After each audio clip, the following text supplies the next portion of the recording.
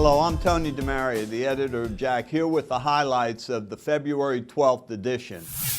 In the February 12th edition, we have an interesting study that deals with risk factors for hospitalization in elderly individuals who develop congestive heart failure.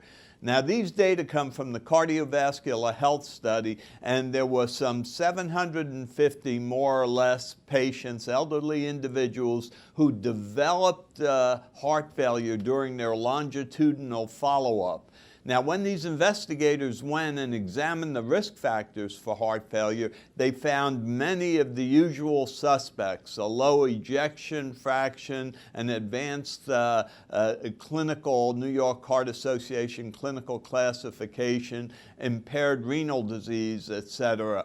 But they also examined in these elderly patients evidence of generalized dysfunction, that is to say, gait speed and hand grip strength, as well as the level of depression. And interestingly enough, they found all of these markers of general health, of overall strength of protoplasm, were indeed risk factors for congestive heart failure. So this was interesting. Now, while gait speed and grip strength were risk factors for heart failure hospitalization, interestingly enough, drug therapy was not, perhaps because a great deal of these patients had diastolic heart failure. Now, theoretically, one can increase grip strength, one can increase gait speed by general conditioning, and this will be an important variable to test whether or not therapy directed at those defects can in fact reduce hospitalization. But again, another bit of evidence that the parameters of cardiovascular performance that we measure in patients aren't the whole story in how they will ultimately do. Their overall health is an important factor.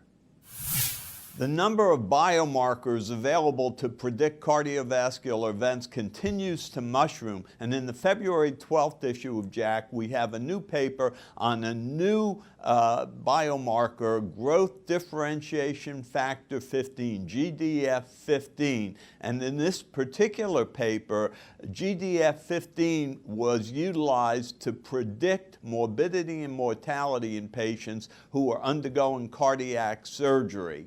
And so these investigators performed GDF15 measurements prior to cardiac surgery. They compared it in addition to the additive Euro score for risk of heart surgery, and they also compared the results to those obtained with the biomarkers NT-proBNP and troponin. And what they found was very interesting. In addition to the Euro score, GDF15 increased the area under the curve of a receiver operating curve analysis from 0.81 to 0.85.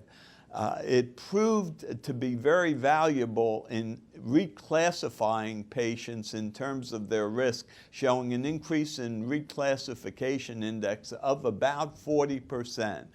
Interestingly enough, GDF15 proved more valuable in addition to the Euro score than did either NT-proBNP or troponin. So that this is a new biomarker. It's one that's showing some significant promise in a number of areas. It reflects overall cardiac and vascular dysfunction.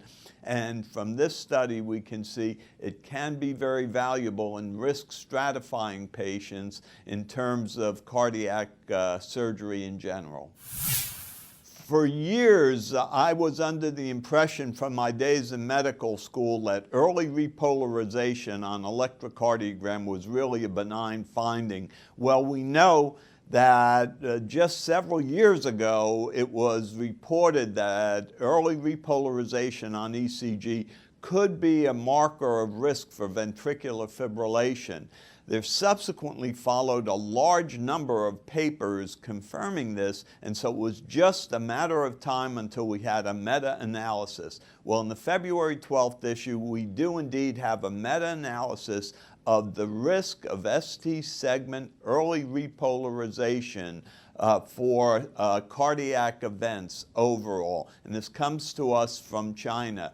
They evaluated 9 studies. They evaluated the risk of ST segment early repolarization for cardiac arrhythmias, for arrhythmic deaths, and they found unequivocally that the presence of early repolarization did predispose to arrhythmic death.